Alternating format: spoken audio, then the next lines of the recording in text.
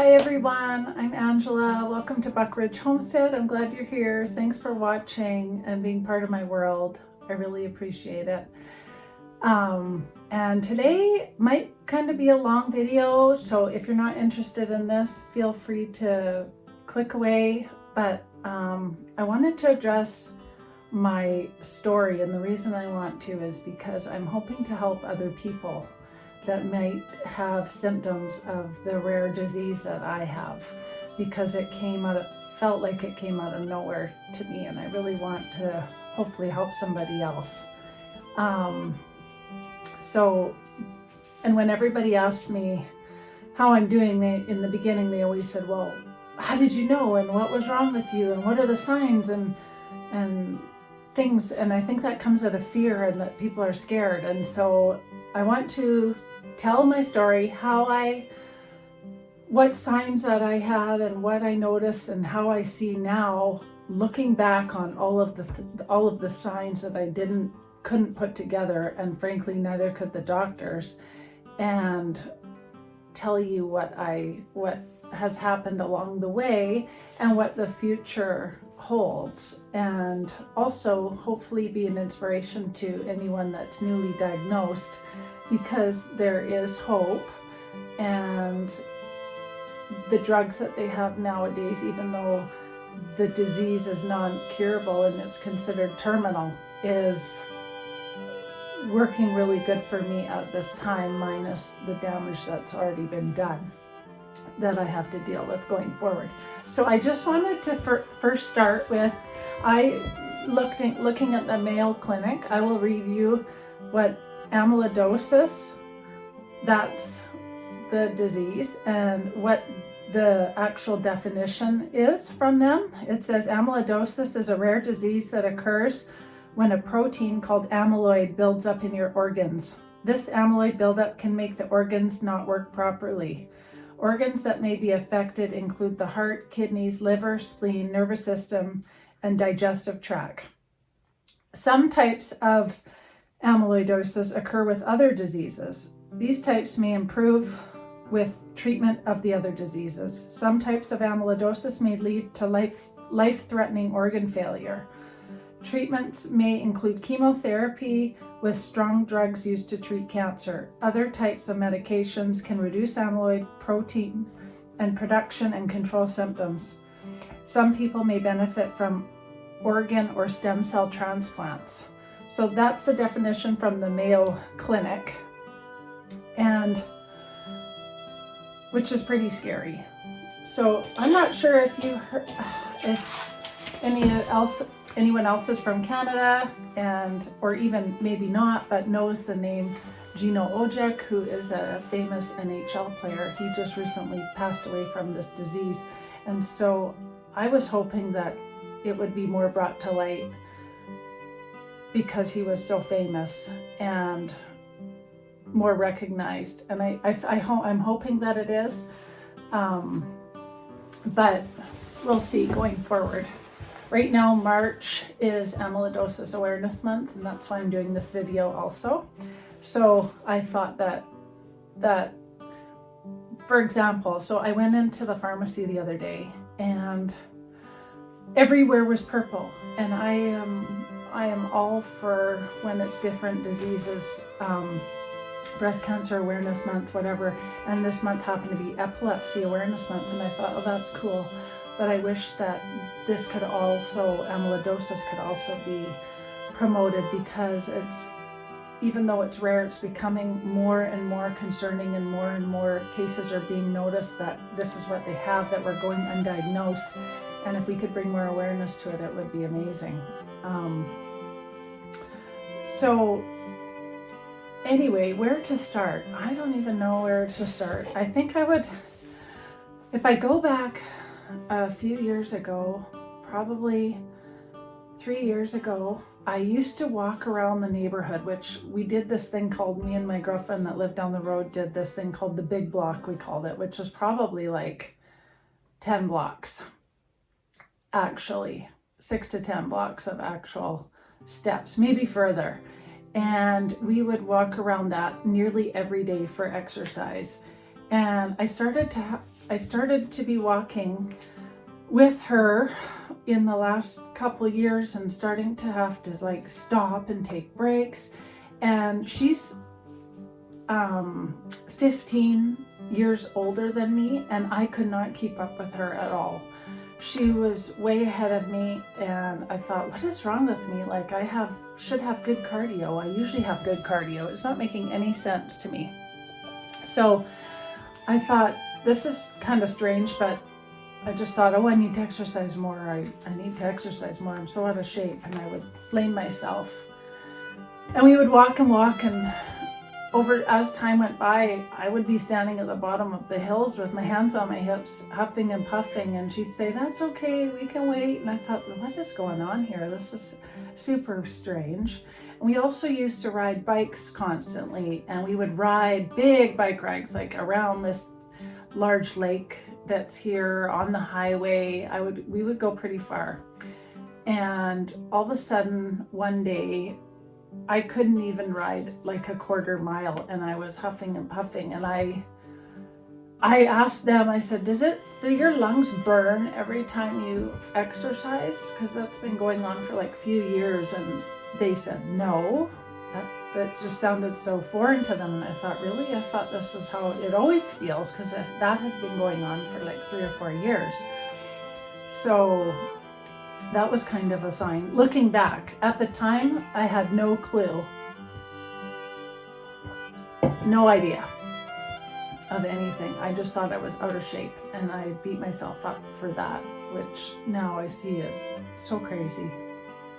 But so as I went along, also I started getting horrible stomach pain, like so much worse than any indigestion or heartburn that you can imagine. And I was taking like 5 or 6 Rolaids at one time, or Tums, and Pepto-Bismol and antacids and just everything that I could. I was going to, sometimes it got so bad I would go to the emergency and think that I had bleeding ulcers.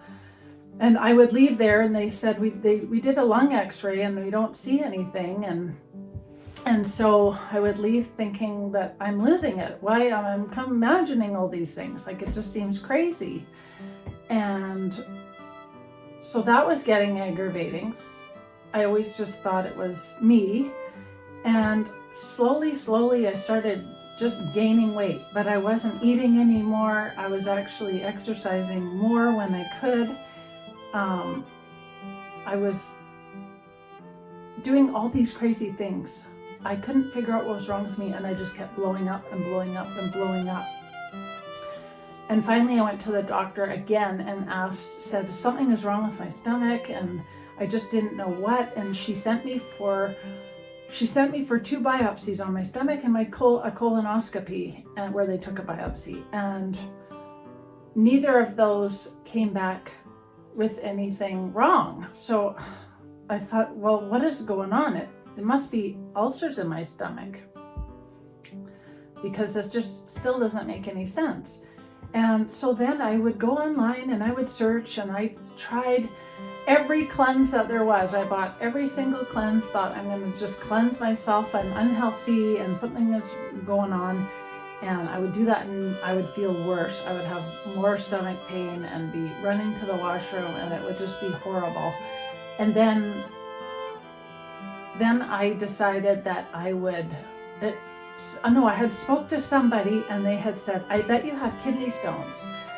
And I thought, oh, that might be what's wrong with me. So I looked it up online, and I decided I'm going to do this big cleanse for stones, and it was crazy. It actually worked, and I thought, okay, maybe that's what it was. And I felt better for one day. I remember feeling better for one whole day, and then I started getting really bad again. And just so many doctor's office visits. And so then I did a salt cleanse, where now I know that I literally could have killed myself with this salt, because you would mix up like a 1/4 cup Himalayan salt with water and lemon and all this, whatever I was looking up, trying to heal myself it was just crazy. And now I know with what's wrong that, that was so dangerous.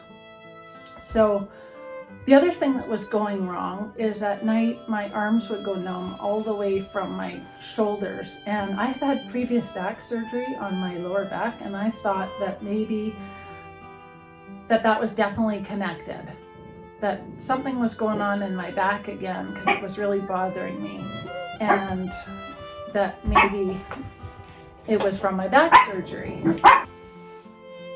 So some days I would have my arms over the bed and it would be so bad that I would have to be shaking them out, and it would take half an hour, 20 minutes just to have the numbness in my fingers and hands and arms get rid of so I could go back to sleep. It was absolutely terrible, and I was getting super exhausted. And then one day I went to the doctor's office and I kept telling her again, I kept getting the feeling, the vibe from her that she thought something was really wrong.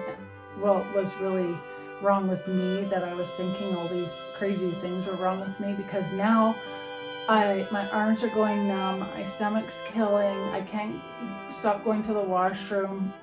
It was terrible. I thought I had no digestive enzymes going on. I had numbness in my arms.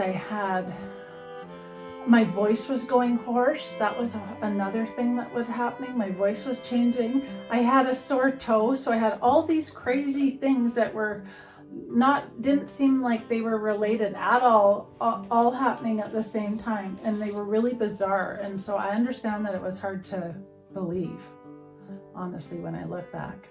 But when I went in there, my blood pressure was like 85/45, and I felt like I was near fainting, and she still didn't do anything and let me leave. And it was just crazy because at that time, the next symptom along the line was starting to faint and black out. And it was just crazy. And all these things were happening at the same time. So my toe was like throbbing, just this one toe, and winter was really cold that year, so I thought I had frostbite on my toe and I was gonna lose my toe. It hurt so bad, and it was like black. It was like black and purple, and it just didn't make any sense, and nobody could understand. It was kind of crazy. And at work, I was still working at this time, and I normally work at a women's shelter, and I was in charge of the house, and I had to go and do the grocery shopping for the house, and I was finding that I couldn't even push the grocery cart anymore. I could barely lift the bags into the car, and I could barely lift the bags back out of the cart. It was so draining. It was so debilitating, and yet I just thought I was out of shape and nothing was really wrong with me. And there was a lot of stairs there, and I remember I started barely being able to get up and down the stairs, and so that was awful. And at the same time, we had an executive director that was quite a bully and was bullying and harassing many of the staff, me in particular, myself, really extremely bad, to the point where there ended up being an investigation and she was found guilty of her behavior. It was terrible. So there was so much stress added on that I think the stress compiled everything, and the symptoms just started getting worse and worse. And looking back, I can just see them developing since I started working with her, which was for over a year, and getting worse and worse and worse by the day. It was pretty bad, and my heart was always racing, and I felt really dizzy. Things were really starting to compound, and then we had booked, because of the global pandemic, we had canceled our trip 2 or 3 times to go out of the country, and we were going to travel to Palm Springs. And so I really wanted to cancel the next one, but I felt so bad because we hadn't went in so long. So I went anyway, even though I felt horrible. And I could remember barely getting up to the hotel room. I felt like I couldn't even, we wanted to walk to a golf course that was not even a block away, and I couldn't even make it down one corner, and I was using these inhalers and puffers that the doctor gave me because they thought it was my lungs. I just had something going on.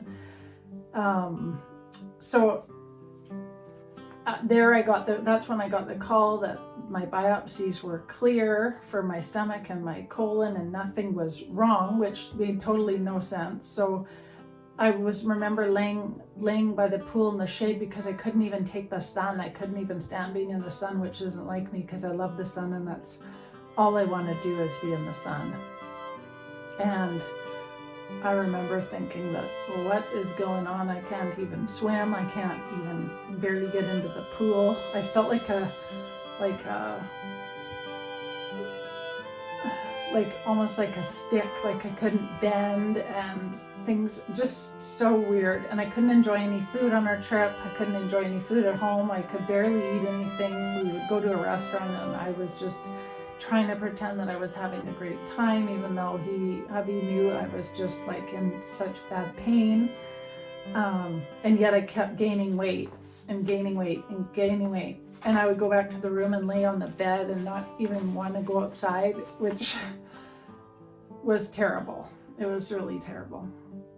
So these are just the symptoms that I'm starting with, and then I'll explain the rest of it. But also at the time, flying somewhere on a holiday, we didn't realize that the flying and the pressure from an airplane is so bad for your heart, and we would not have done that if we had known what was actually wrong with me. And thank goodness nothing happened there, because thank goodness nothing happened and I'd have to go to the hospital while I was there, because as soon as I got home, I got so sick, I blacked out again and found myself on the floor in our bedroom that I didn't even remember how I got over there, with my head in the corner of the room, and it was awful. And I remember saying to my hubby that I might die tonight, because I could feel like I could hardly breathe, and I was starting, like I couldn't lay flat anymore. I had to lay on 3 pillows and sit up, sleep sitting up, which I still have to do at this point, but it was way, way, way worse than the breathing. And he would start freaking out when I said that, because he thought that he would wake up and I could be passed away, laid beside him or something, or he thought I was joking, or he knew something was wrong, but I think he thought I was gaining a lot of weight too, and he didn't want to say anything. But it turns out that it was all swelling and edema, starting up my legs and going up into my stomach and my thighs and hips and my face, my neck. And so once I started having the blackouts, it got really scary, and we're still not putting anything together at this point. And so then one night it was so bad, I couldn't breathe so bad, my chest was hurting, and I called my friend. It was like 2 a.m, the same one that I used to walk with, my sweet friend Carol, and she came right and picked me up and took me to emergency. And the lady at the front desk told me at that time that the doctor only comes in if she thinks it's an emergency. She doesn't come, or the doctor on call isn't going to come in at this time of night unless it's basically your limbs hanging off with blood. So I thought, well, that's just totally insane.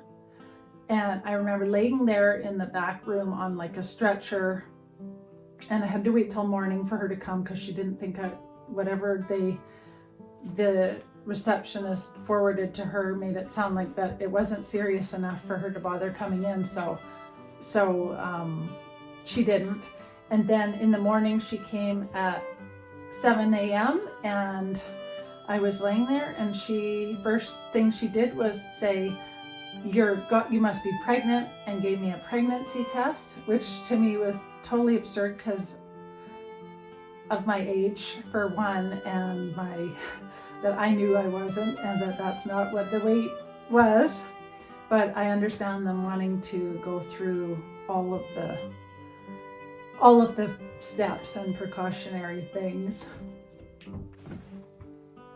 Okay, so now I've been cleared of a pregnancy test and I'm not pregnant. And so then they gave me an emergency CT scan to figure out what was really wrong with the dye. And I'll never forget, they pushed me in there with a wheelchair and they did the scan. And when I came out, the one nurse helped me back in the wheelchair. And then the person behind the glass doing the scan went like this to her. And there was 2 other people in there with them. And they were all looking at the images, and I said, "What's wrong? Is it something serious?" And they're like, "Oh, we might have to do it again. We might have to repeat it." And I know they were just saying that now, but in retrospect, I see that they were looking at something totally abnormal that was a crazy sight. And I was thinking, like, what's going on here? And so then they pushed me back to the room, and trying to remember the best that I can, this doctor came in and he said, "Angela," and I had come in many times to the emergency for my stomach killing and seen him before, and he was the one that was there, and he said, "Angela," and he recognized me and said, "This is not your stomach or ulcers, this is your heart." And I said, "No, it's not. This can't be my heart. There's nothing wrong with my heart. There's nobody even in my family that has heart issues. There's nothing wrong with my heart. That can't be right." And they're like, "Oh, no, it's really damaged. It's quite severe." And I thought, I still didn't believe it. I was in complete denial.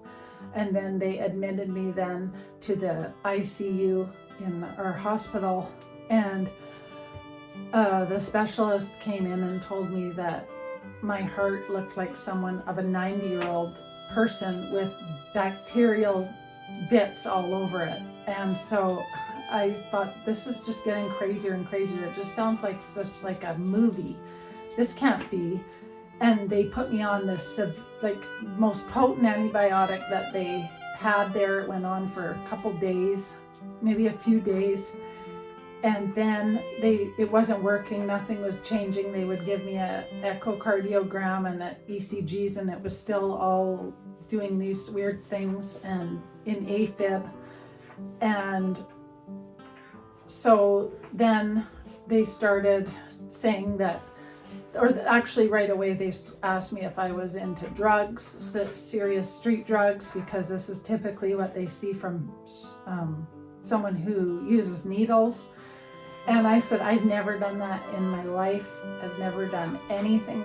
I've never done any drugs at all except for marijuana when I was younger. So I have no idea why this is not." And anyway, she said, "No, I mean, you have to admit it. You have to tell us that you are a user." And I said, "I'm not a user.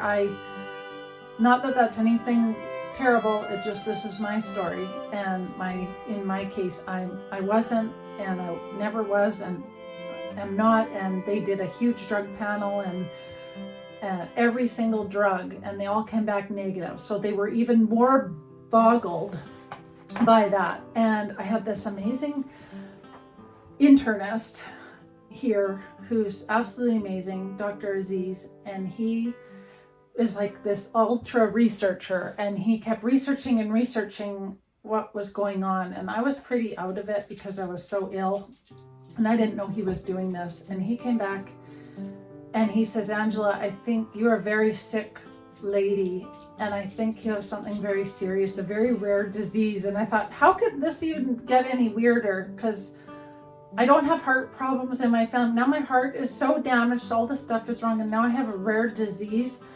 And he said, "I think you have this rare disease called amyloidosis, and I need to put you on a flight to the big hospital in the city to get help immediately." And it was just getting weirder and weirder. Anyways, they flew me out, and I got there, and put into the cardiac ICU, and I was in really bad shape.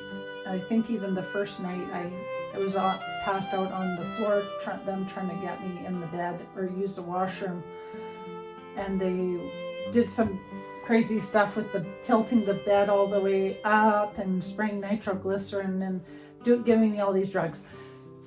Anyway, I was there for quite a long time, and I just kept thinking, well, how is this even happening? Why me? I'm the person that loves to eat healthy, and I'm active, and I love life, and I have so many things I want to do. It just was crazy. And I just kept thinking, why me? Why is this? I was just in like disbelief. Okay, where was I? My dogs were barking.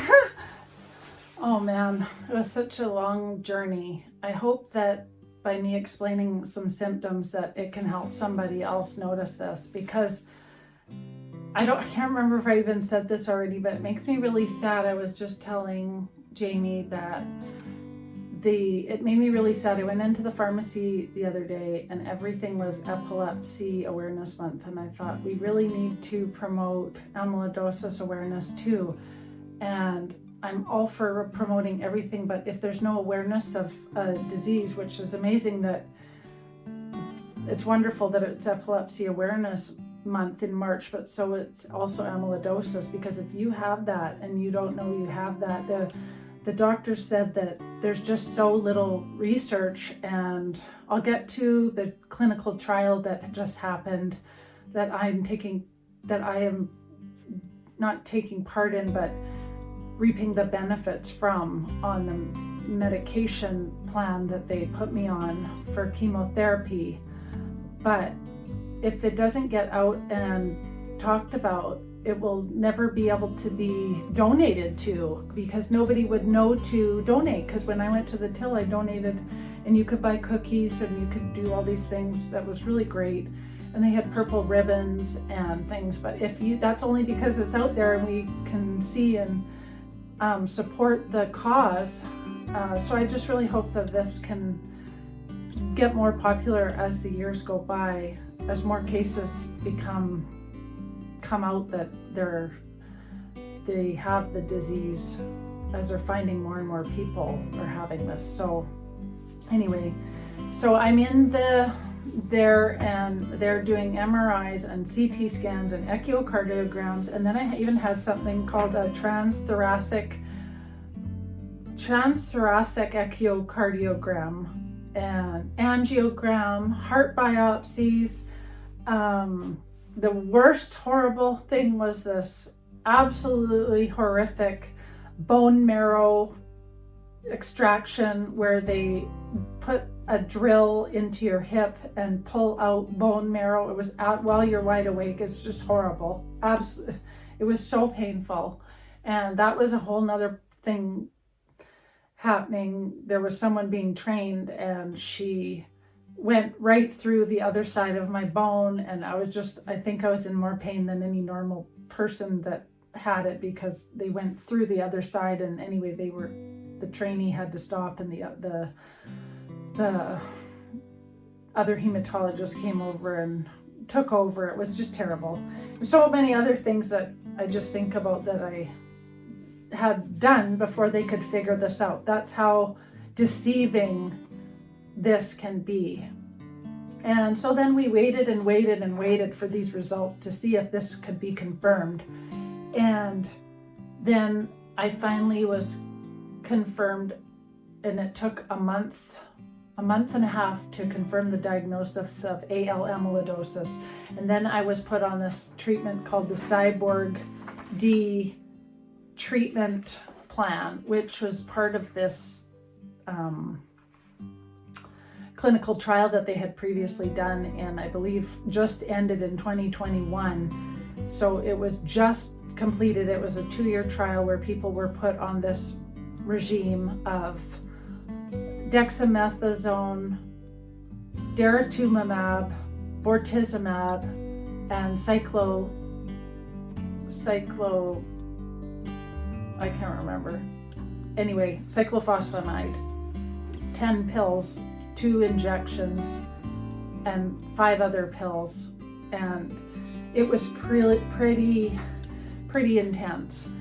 And so I ended up being hospitalized for probably about 3 months, and it was just misery in there. It was complete misery. I was on massive chemotherapy every single week. It was this hit, you had to hit it really hard, because it turns out that these amyloidosis disease is basically, it's considered a type of cancer. Now, some websites will say that it isn't, and some, but when I spoke to the hematologist, they said it pretty much is 99.9% basically a cancer, but it's not considered a cancer online and on other websites and things like that. But she told me that it pretty much basically is, and is treated with chemotherapy exactly like similar to a cancer.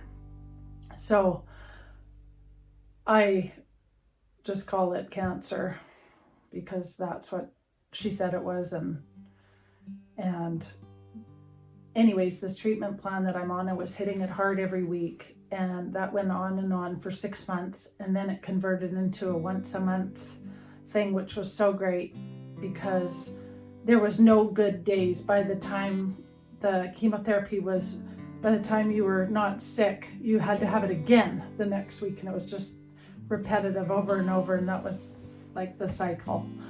And so that went on and on. And after, I just remember that being at the hospital, and it was so crazy. I was on the heart monitor for near the whole time, except for this one part.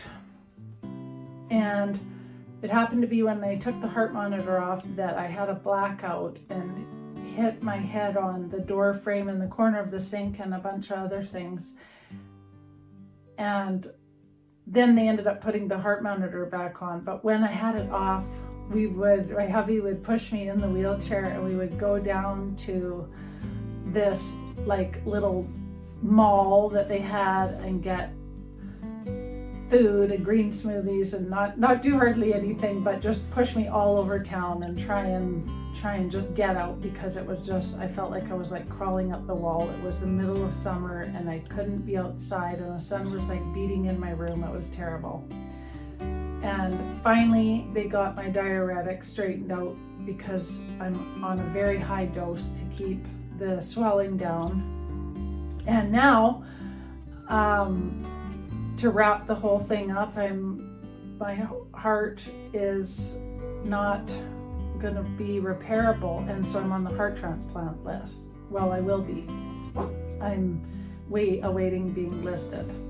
I think that I told you guys that in my other video, that I have to wait another week for some more information, for them to have a meeting. So yeah, it's kind of been like a whirlwind. But looking back now on walking around the block and riding my bike and kayaking and not being able to breathe, I see all the signs. I see that I had digestive issues, I had numbness, I had neuropathy, I had heart problems, and so many other things that I wish I would have noticed and put them together. But I mean, I'm not even a doctor, and they couldn't figure it out for the longest time. So that's where I'm at now. I'm waiting on my dog is barking. I'm waiting to be listed, and I'm doing so much better. I feel like a completely different person. Like I would never be able to do the video. I would never be able to cook. I could barely go to the washroom myself, or get up, or even sit out of bed for months. And so the chemotherapy has done so well. I have not had the stem cell transplant. They said only if this doesn't work long term. And so every month they would check my numbers of this because the protein would go in and attack all your organs, like your kidney and your liver and my heart. And in my case, it just severely liked to attack my heart. My digestive system was in my throat, it was in my jaw, because I was starting to, that was another symptom, is I could hardly chew. I started to be able to hardly eat. And my toe, the toe thing, all these weird things, and the numbness in my hands and everything. So those things started getting better and better after being on diuretics and the chemotherapy, and now I'm still on it once a month, and that is kind of like a maintenance level. And so they check your cells every month to see if your proteins are staying at the same, are like they were really bad and now they've come up good and leveled out. So yeah, now I'm kind of leveled out and I'm just in maintenance mode, and I'm hoping that my heart will last long enough till I get a transplant. And so I'm trying to live day by day and do as much as I can and take breaks and do things that I enjoy. And now it's so nice to be able to eat and taste food. So I just wanted to read you some of the symptoms that are online at the Mayo Clinic, and it says, what is amyloidosis and 10 signs that you might have it. And so it says there's no cure for amyloidosis, and it can lead to life-threatening organ failure. So it's really important to talk to your healthcare provider if you're experiencing any of these symptoms all at one time. Urine changes, swollen legs, in my case, swollen legs, ankles, feet, stomach, groin, neck, face, unintentional significant weight loss. I never had that because the water was so much that I had so much water. Severe fatigue, being extremely tired, even small efforts may feel difficult. I had times that by 100, definitely. Shortness of breath if it affects your heart, and it says it can limit your heart's ability to fill with blood between heartbeats. This means less blood is pumped, which may cause you to feel short of breath. It can also affect the lungs to cause short of breath, and you may feel short of breath even with the slightest activity, and I definitely did. I was starting to only walk a few steps without grabbing a wall or sitting down, and it was just so unlike me because I'm such a mover and a doer and somebody who wants to be out doing things and having fun. Numbness, tingling, weakness of pain in your hands or feet, diarrhea or constipation, an enlarged tongue, skin changes. I never had any skin changes. Irregular heartbeat, I definitely had that. It was all over the place and I could finally feel it doing weird things, but I never clued in that I thought it was just anxiety that I had and a racing heart, and that I was just an anxious person, which now I see that I didn't really even have anxiety. It was always just my heart was racing. Dizziness when you stand and low blood pressure. I definitely had that.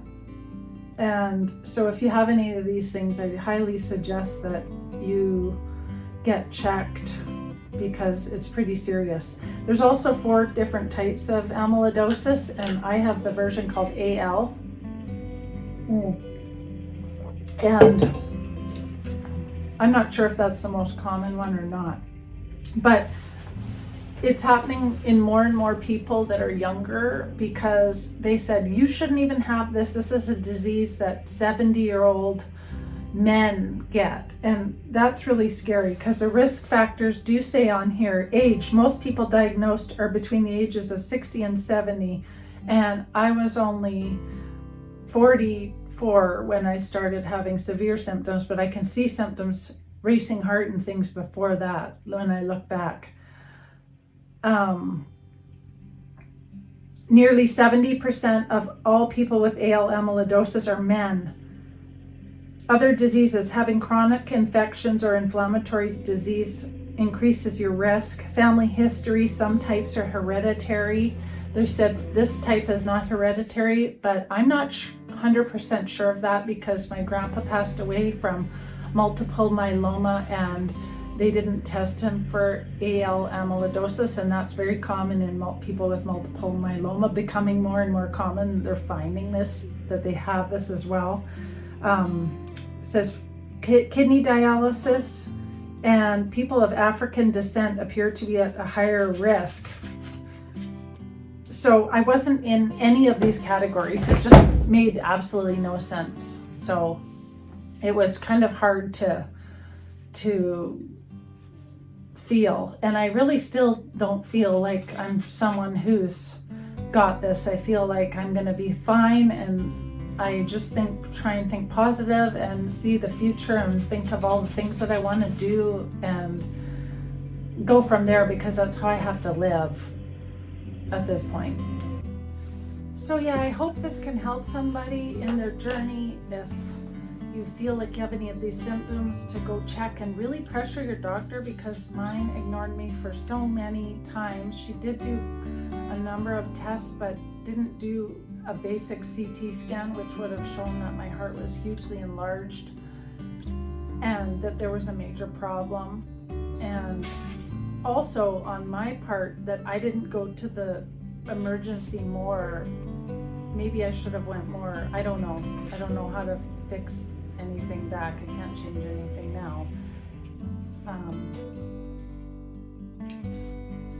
The other thing I wanted to mention is that there's this amazing YouTube group called Amyloidosis Support Group on YouTube, and it is where I got a ton of information. They have webinars that are like, some of them are 2.5 hours long, and they have slide presentations where you can see if you have it, like if you already have it, you can see and ask questions. So there's been times where I've put questions in and got an answer back, and they have a huge panel of surgeons and professionals and doctors that come to these Zoom calls, and now they're doing it in person again now that the pandemic is on the downfall, but it has been online for quite a while, and they get into quite detail, and they also go into detail on all the different treatment plans, and they differ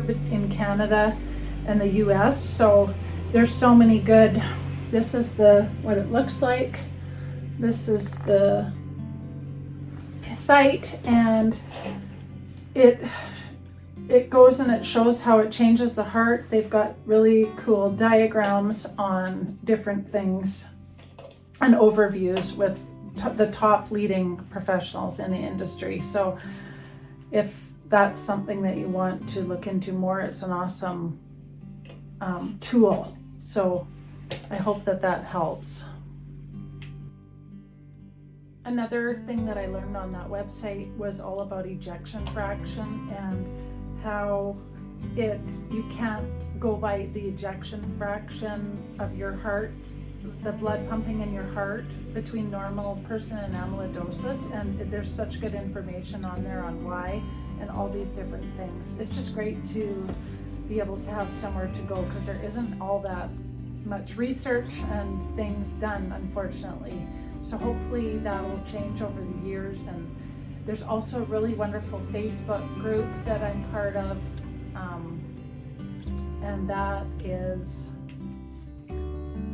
called Amyloidosis Support Groups, AL Light Chain Primary. And there's over 5,000 people in that group, and it's pretty awesome. And everybody talks about different things that they're on and how they're doing, and asks questions and helps each other. And you can meet people that have the same thing, because it is so rare.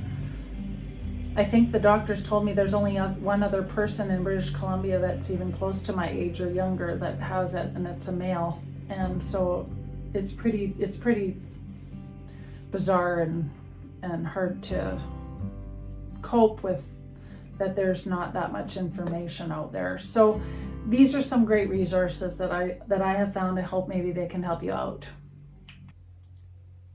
So thanks for being part of my journey. I'll keep you posted as I go, and I just love any comments and questions that I get on YouTube and Facebook. And you can find me on Instagram at Insightful Self if you have any questions there. And I will just continue to cook and make recipes and be in the garden and hang out with my chickens and my grandkids and my kids and my hubby, and try and enjoy life to the best that we can.